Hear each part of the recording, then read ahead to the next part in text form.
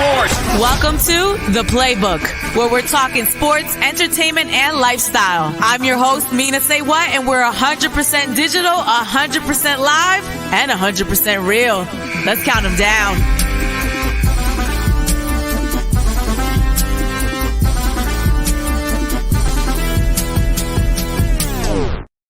Welcome to The Playbook. It's our digital sports show. I'm your host, Mina SayWhat. We go live on R&B Philly's Facebook, YouTube, Twitter, and Twitch every Monday around 1:45. We're a little bit late today because there's literally so much going on.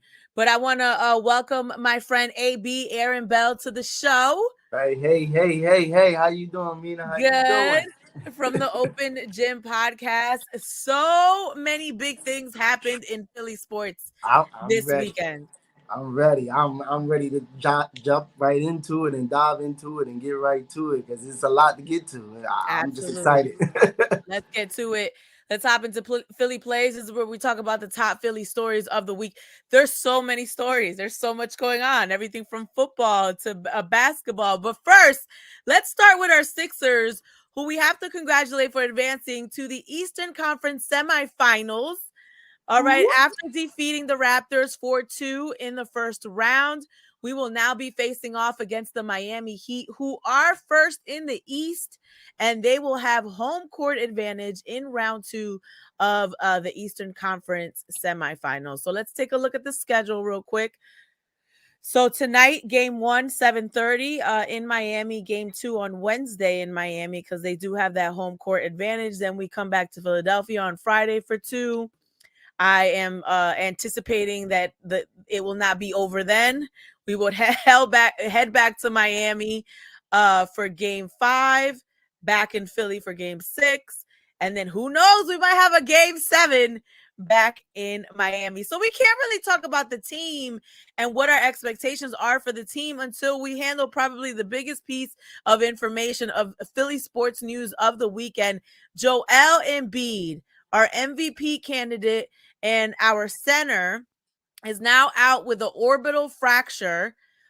He suffered a elbow to the eye from Siakam during the Raptors series, and it ended up not only giving him a fracture, an orbital fracture, but also giving him a mild concussion, which adds to his injury that he already has, a torn ligament in his right thumb. They are expecting him to be reevaluated on Wednesday, but he is out for the Monday and Wednesday games in Miami. How are the Sixers going to adjust to this, AB? I mean, they're just gonna have to. That's first of all. But I'm not that I'm not worried. Not that the Heat aren't a formidable opponent. But I don't see it as others would see it. I would say I do believe this is still a winnable series with I'm not gonna say without Joel Embiid, but the time that he's going to be out, because they obviously reports that they're optimistic he can return game 3 as well. It's a tough break for this team, but I definitely believe they can do it. And how they do that is how they've always played, just minus without Embiid. If you look at games without Embiid this year, the ball movement, the pace, the passing, that's how you can win with this game. It's have to be a team effort. You're gonna have to get major contributions from James Harden, Tobias Harris, Tyrese Maxey. Danny Green is continuing his hot streak going on, hitting some threes, things of that nature like that. So I can see us actually going up there and actually still in a game out of Miami. And also with the James Harden thing, I know people want to say James Harden needs to take 30 shots and do this and do that. We don't need that from him. He can average 22 to 25 points and continue to distribute the ball the way he does, and this becomes a team collective effort. I believe we can go up there and make some noise. And then also, Kyle Lowry's not playing game 1. So game 1 is definitely a prime target where they can go in there and steal a game and put home court back in the Sixers' hand. I do think we can win one without Joel, but, to your point, I think James Harden has to step up in the leadership role and just really act as a facilitator for the rest of the team. And again, it's going to be contingent on Tobias Harris and Danny Green showing up. Tobias, I've been saying until now, is the wild card for me throughout this whole playoff series. Because Tobias, because Okay. you're gonna get what you're gonna get from Joel. You're gonna get what you're gonna get from Tyrese and also James Harden. But it can't be just three, right? I agree. Tobias got to show up. And for me, for the last series, the last time we were in this position, I felt like Tobias kind of, faded away a little bit in the Hawks series. So in order for us to get to the next level, he needs to step up even more so now because Joel is not on the floor. It's scoring wise. Because Yes. for me, Tyrese Maxey's very young, so you can't count on him scoring 38 a game. James Harden is going to be very focused on distributing the basketball and even just getting some of the other players more involved than he has been. Him and Joel have great chemistry, but now he has to develop that with some of the other players while we figure out how to play without Joel. So that's going to be his job. Tobias got to score, and Danny Green as well. Now Danny has never been a great scorer, so that's why I don't put so much pressure on him. If he throws up bricks, I'm gonna need him to know, okay, let me not shoot these shots because he was building houses. I think Yes. game 4, game 5. I was like, Yeah, it was Danny, for yeah. if they ain't going in, just stop shooting, bro. Pass the ball. I agree But with you. so it's like I'm not gonna put that pressure on him because with Danny he either has it or he doesn't. Tobias is able to score more than 30. For me, he needs to step up while Joel is resting and trying to get better. But my whole thing is if Joel comes back in Friday's home game wearing that Phantom of the Opera mask and plays with a fractured orbital and a torn ligament in his And shooting it's arm, y'all better give him the MVP. got to. You got Y'all to. better not play Joel. Listen, he already was my MVP from the get-go. But like you said, from the regular season, how he carried this team until James Harden got here to get some extra help, and then even till now, for him to even be playing with a torn ligament. Man, I stubbed my toe on the side of the bed the other day, and I watched the bed every day. Like, wait a minute, where that bed at? So if this man is playing with a torn thumb, a torn up thumb, and now his eye socket is broken essentially. So definitely a man playing like that, willing his team, wanting to play, unlike other people we had in this city, and really willing to put himself out there. Definitely, you got to give him an MVP. And like you said, he's just been carrying his team. He's just been providing what they need. And I feel like this is the time the team get to pick him up. And when he come back, he's going to continue to do what he got to do for sure. Let me tell you, the Joker's team's not even in the playoffs, so I don't even want to hear that anymore. The Please. only other person I would see is Giannis, but Giannis is fully healthy. We're literally seeing this man battle through someone else's mental health, Yeah. battling So through changes in the personnel, changes in the plays, changes in the playing scheme, and then yeah. injury. If Yeah. that's not an MVP, a most valuable player, I don't know what is. Yep. So, And to be consistent right. still and giving what he gives to the team and all that is major. Yes, I agree. Absolutely. Now, there has been a lot of criticism about James Harden and his scoring ability. A lot of people saying it's not the same guy. He's slower.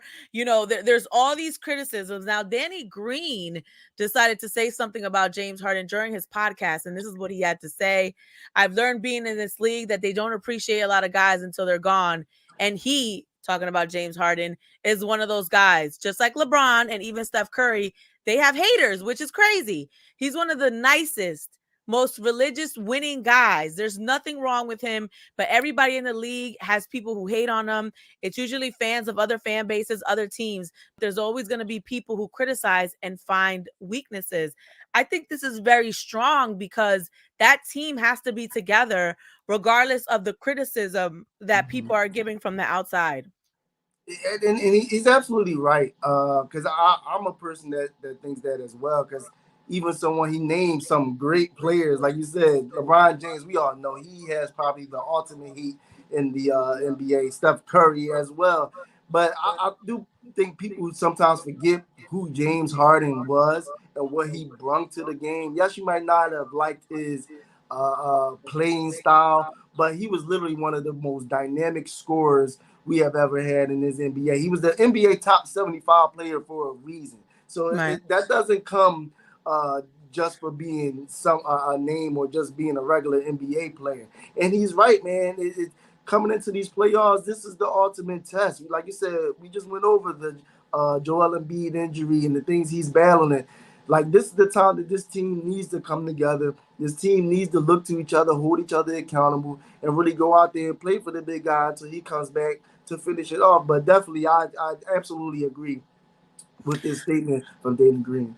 I also think that, when you're on a team, your role is not only to score, but especially if you're the point guard, your role is to facilitate. So it's like a lot of people are so focused on the scoring, and obviously sometimes the ball is just not going to go in. But it's like if he's doing these other things and getting Joel involved and getting Maxey involved, I mean, I just think even his presence in the locker room and the wisdom that he's managed to impose on Tyrese Maxey. I mean, I'll never forget when Joel did the crossover step back James Harden.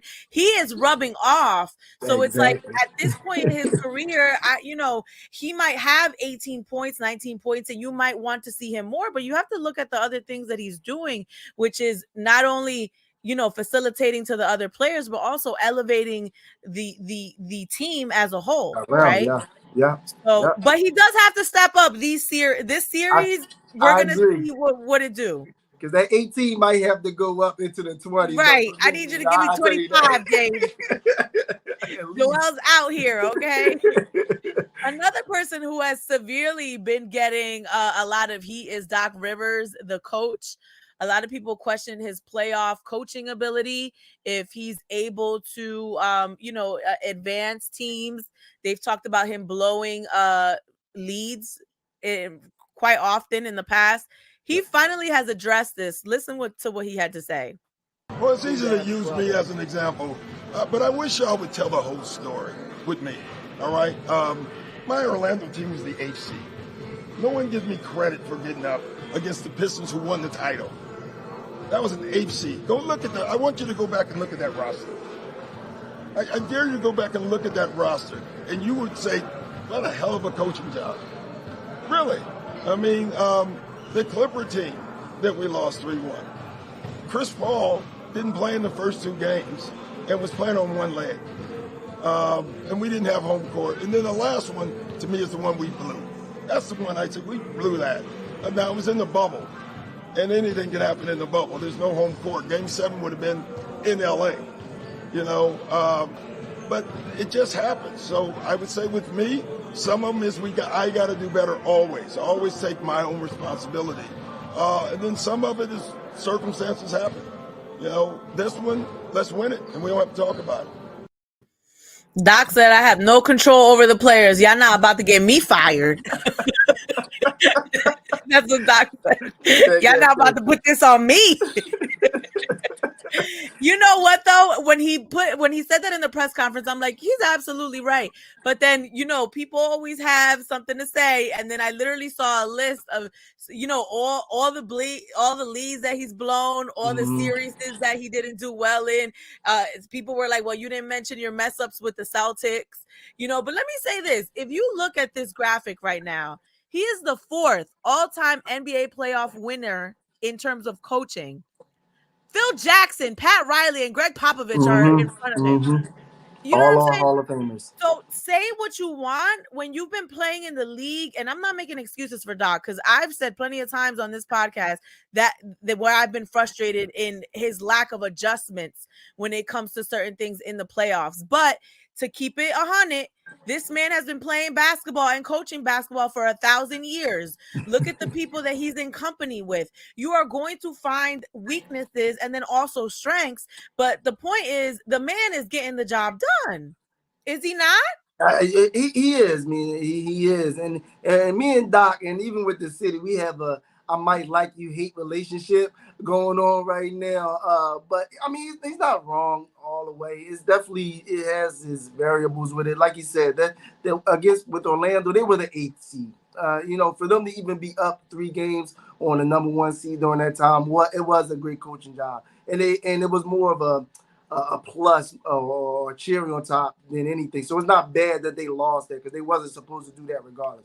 Now the Clippers, we know Chris Paul was hurt or whatever, but you still were up 3-1, Doc. So you have to do something there to get that to the finish line. And then also you want to blame it on the bubble.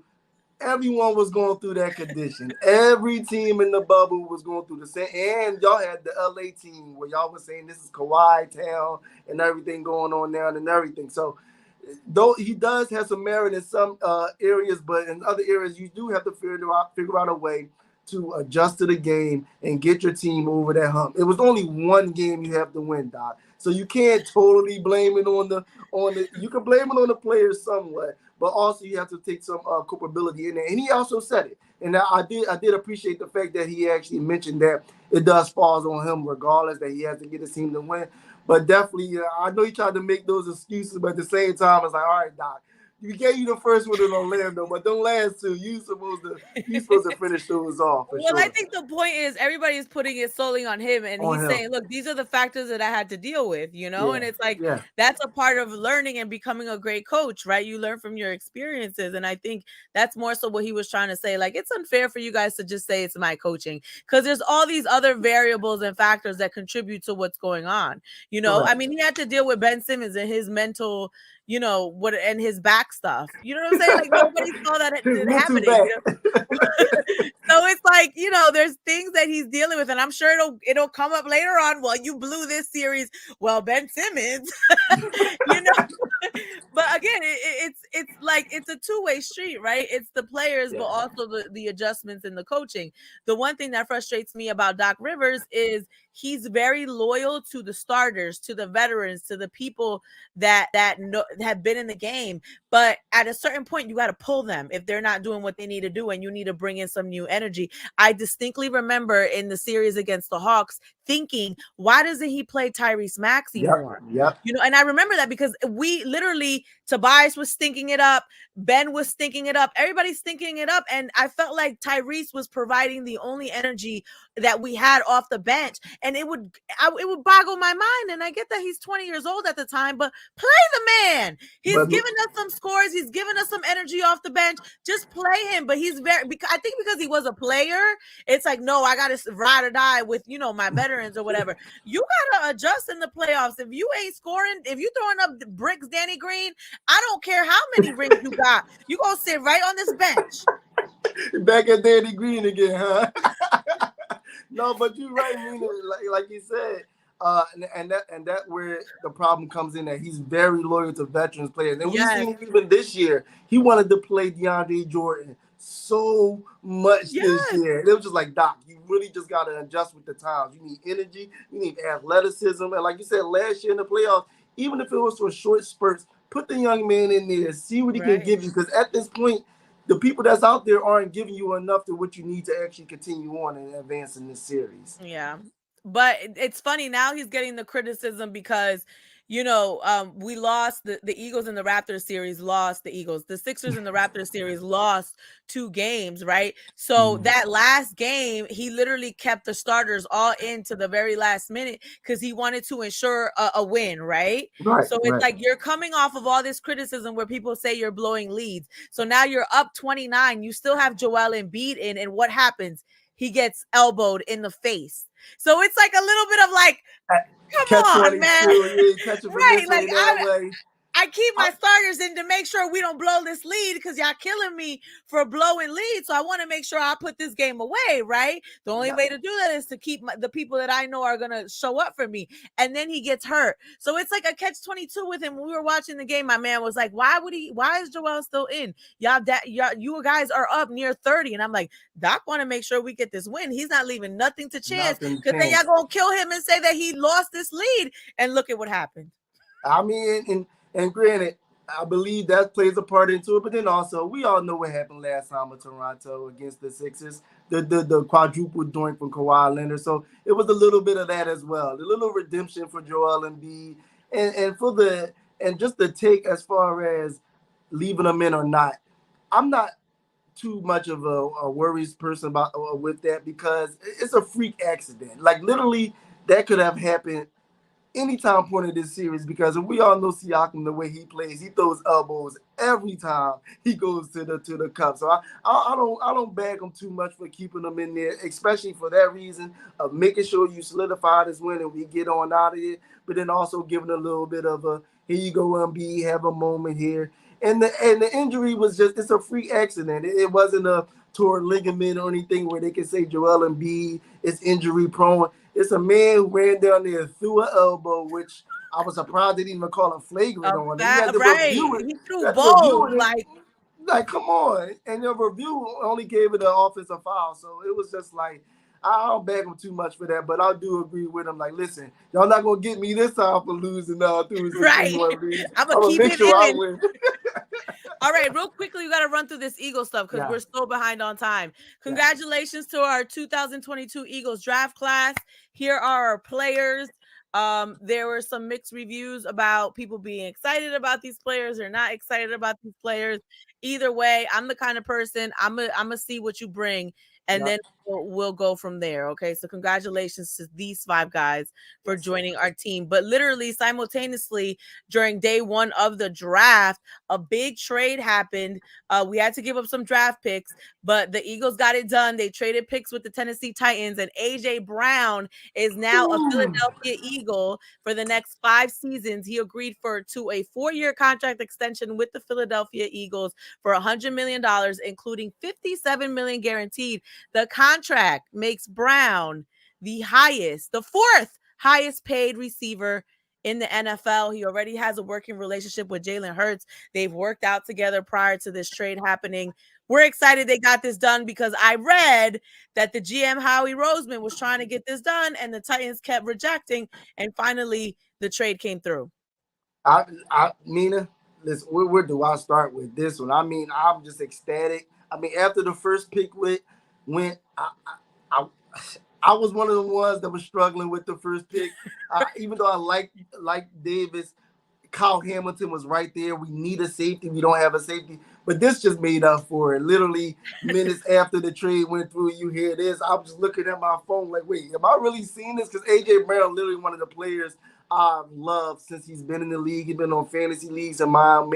Made me plenty money over the years as well when it comes to that. So I love everything about this trade. And then he's 24, Mina. 24 years old, and he's here for the long haul. So this Howie A for me when it comes to this draft with the players and be able to get AJ Brown. So this weekend was a big weekend in Philadelphia for track and field. One of the premier events in the nation, the Penn Relays, happens right in Philadelphia. I was there this weekend.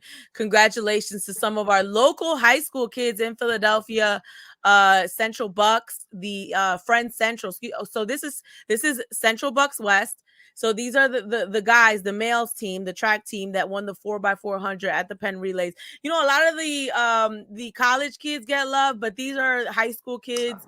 You know, this is one of the only Philadelphia area races that happen. So congratulations to these young men for winning that race. And then also in the girls 4x400 Friends Central, congratulations to these young women as well. But while I was there, this happened Friday and Saturday. While I was there on Saturday, people were buzzing. They were like, the new Eagles receiver just broke a record. And I was like, the new Eagles receiver at the Penn Relays?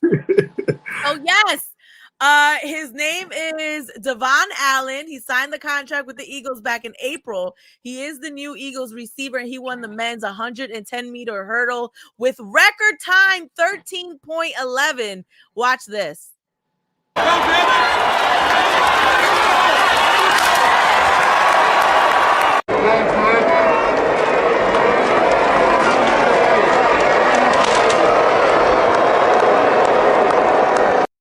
That boy was moving. That crowd was the largest that I've ever seen. And he actually hasn't played football since 2016.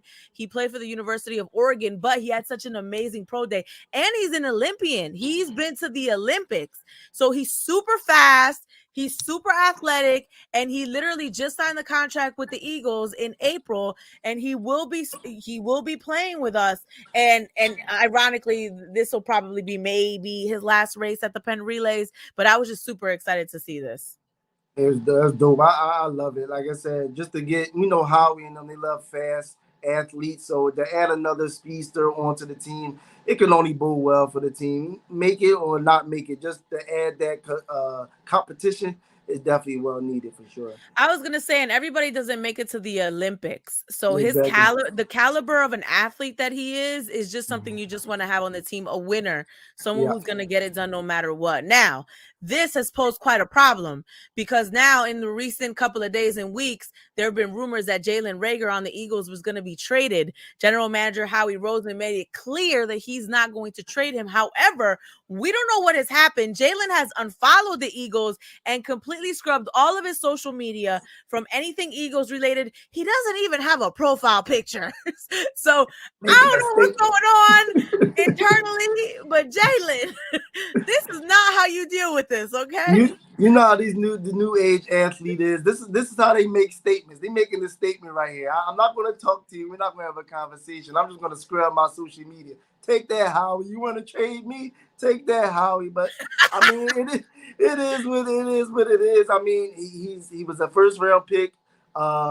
We can be honest. He hasn't produced the way we needed him to. And then we missed out on a person like Justin Jefferson during the time as well. I mean, if this is how you want to respond to it, instead of going in there and actually making a mark and making an impact for the team, then so be it. But I mean, AJ Brown here now, so. Well, Philly don't forget anything. So we'll see what happens moving forward. Real quickly, this weekend would have been Gianna Bryant's 16th birthday. I literally was brought to tears a couple of times. There has not been a moment where I have not watched this. Her mother, Vanessa, did a voiceover in conjunction with Nike, produced this for Gianna's birthday. Just watch. Dear Gianna, from the first time you imagined winning a WNBA championship, I knew one thing was real. You were special.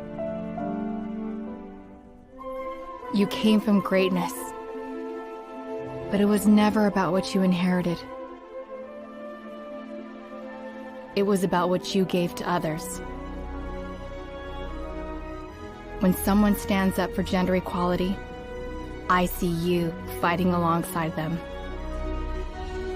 And every time someone plays her hardest, I know that's you on the court. Love you always. Basketball.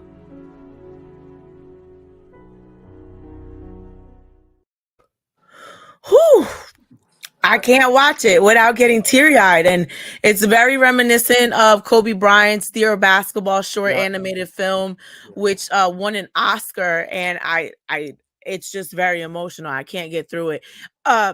Nike is also releasing a unique pair of Kobe 6 Mambasitas for her Sweet 16 in honor of her birthday, and it's going to feature black snakeskin pattern. So rest in peace to Gianna, and rest in peace.